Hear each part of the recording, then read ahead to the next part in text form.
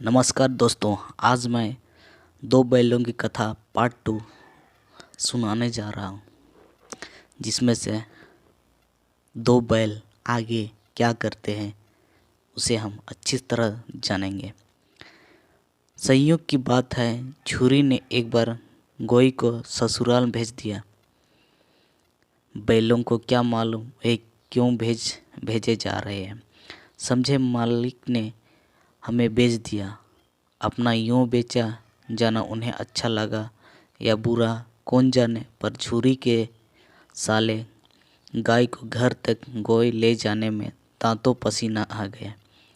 पीछे से हाँकता तो दोनों दाएं बाएं भागते, पगिया पकड़कर आगे से खींचता तो दोनों पीछे की ओर लगते, मारता तो दोनों सींग नीचे करके हुंकारते।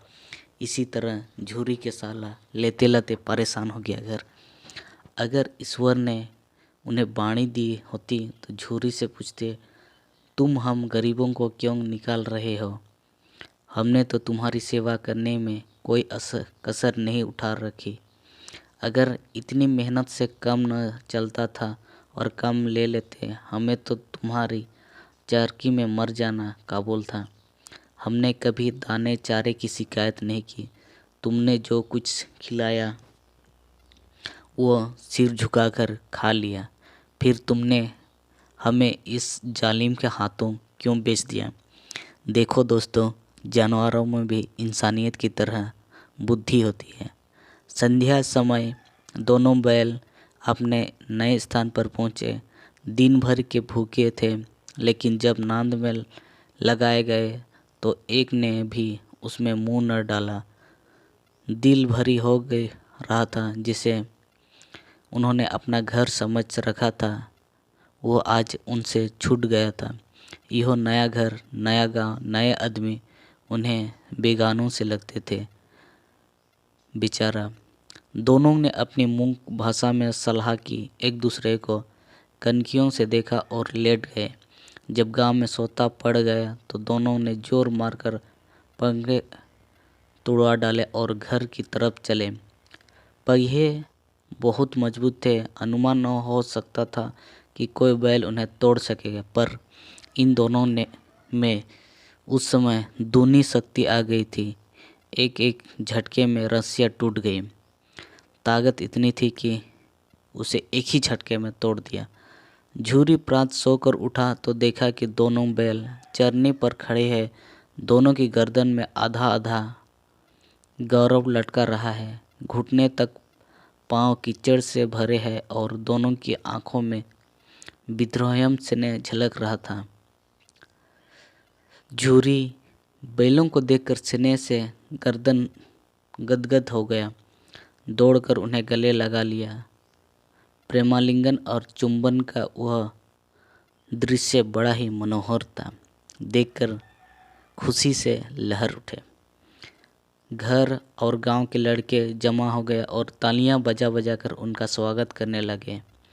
गांव के इतिहास में यह घटना अभूतपूर्व न होने पर भी महत्वपूर्ण थी। बाल सभा ने निश्चय किया, दोनों पशु वीरों को अभिनंदन पत्र देना चाहिए। कोई अपने घर से रोटियां लाया, कोई गुड़, कोई चक्कर, कोई भूसी। इसी तरह सबने अपने तरफ से जितना हो सके बैल के लिए लेके आया खाने को। एक बालक ने कहा, ऐसे बैल किसी के पास न होंगे। दूसरे ने समर्थन किया, इतनी दूरी से दोनों अकेले चले आए, इतनी याददाश्त है इन लोग की। तीसरा बोला, बैल नहीं है, वे उस जन्म के आदमी है। इसका प्रतिवाद करने का किसी को साहस न हुआ। इसी तरह और भी जितने भी लोग थे गांव के, सबको लेके आए खाने को। झूरी की स्त्री ने बैलों को द्वार पर देखा तो जल उठी। बोली, कैसे नमक हराम बैल है कि एक दिन वहाँ काम न किया, भाग खड़े हुए। उसको तो लगा कि यह बहुत ही गुस्सैली है। झूरी अपने बैलों पर यह आक्षेप न सुन सका। नमक हराम क्यों है? चारा दाना न दिया होगा तो क्या करते? झूरी भी अपने पत्नी पर गुस्सा हो गए। स्त्री ने रौब के साथ कहा, बस तुम ही तो बैलों को खिलाना जानते हो और तो सभी पानी पिला पिला कर रखते हैं। इसी तरह गुस्सा में झूरी की पत्नी ने कहा। झूरी ने चिढ़ाया, चारा मिलता तो क्यों भागते, चारा ही नहीं दिया होगा। इसी तरह झूरी ने अपने पत्नी से कहा। स्त्री चिढ़ी भागे इसलिए कि वे लोग तुम जैसे बुद्धुओं को की तरह बैलों को सलाहते खिलाते हैं तो रगड़ कर जोतते भी हैं। ये दोनों टहरे कमज़ोर भाग निकले। अब देखूं कहाँ से खाली और चक्कर मिलता है।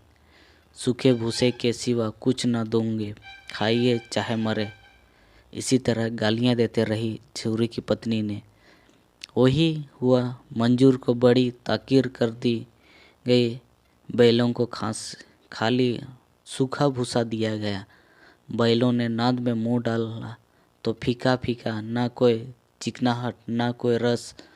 क्या खाएं? आशा भरी आंखों से द्वार की ओर ताकने लगे कि कहीं मुझे अच्छी खाना भोजन ना मिले। झूरी ने मंजूर से कहा, थोड़ी सी खाली क्यों नहीं डाल देता है, मालकिन मुझे मार ही डालेगी।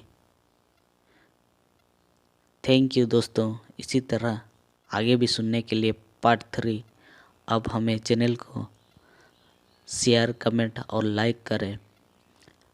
पार्ट 3 जल्द ही आएगी और हमारे चैनल को जितना हो सके शेयर करें, सपोर्ट करें और लाइक तो ज़रूर करें।